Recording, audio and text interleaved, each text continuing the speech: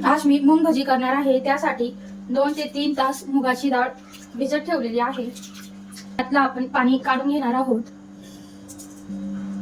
10 ते 15 मिनिटं आपण असंच राहू देणार आहोत। यामुळे आपण जेव्हा मिक्सर मध्ये दळणार तेव्हा पीठ पातळ होणार नाही। आपल्याला थोडं घट्ट असं मळायचं आहे पीठ, त्यासाठी जाडसर असं दळायचं आहे। त्यासाठी थोडा वेळ आपण असंच चाळणीमध्ये नितळत ठेवणार आहोत। 15-20 मिनिटं 20 मिनिटं झालेले आहे। आपण छान पाणी निथळून घेतलं आहे। आता आपण हे मिक्सरच्या भांड्यामध्ये टाकून दळून घेणार आहोत। थोडं जाडसर दळणार आहोत। मिक्सर मधून छान असं जाडसर काढलं आहे, जास्त बारीक दळायचं नाही। यामध्ये आपण 1 चमचा मिरची पावडर घालून घेणार आहोत। 1 कांदा जो मी बारीक चॉप करून घेतलेला आहे आणि हिरवी मिरची आहे, 2 हिरव्या मिरच्या घेतल्या आहेत। यामध्ये घालूया कोथिंबीर आहे, कोथिंबीर घालूया, चवीनुसार मीठ घालूया।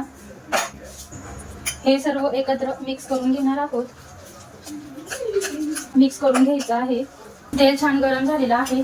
आता गरम तेल आपण यामध्ये थोडं घालून घेणार आहोत। 2 चमचे तेल घातलं आहे।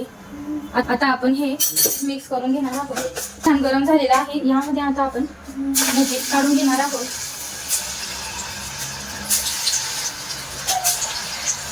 छोट्या छोट्या आपल्याला भज्या काढायच्या आहेत।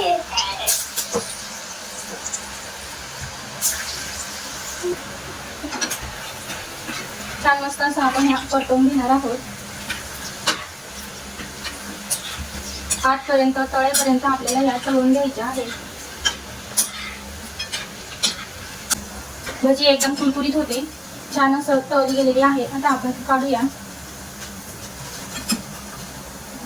बघा आता आपण ही ताटात घेऊया।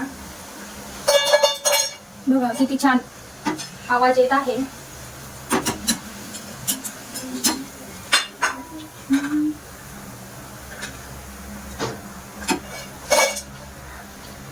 पुन्हा आपण तळून घेणार आहोत। एकदम छोटी छोटी अशी भजी टाकून घ्यायची आहे।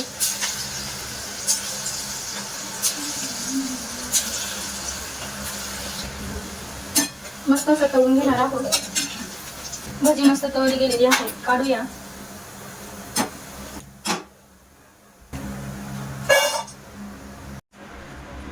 मस्त अशी आपली ही मूग भजी तयार झालेली आहे।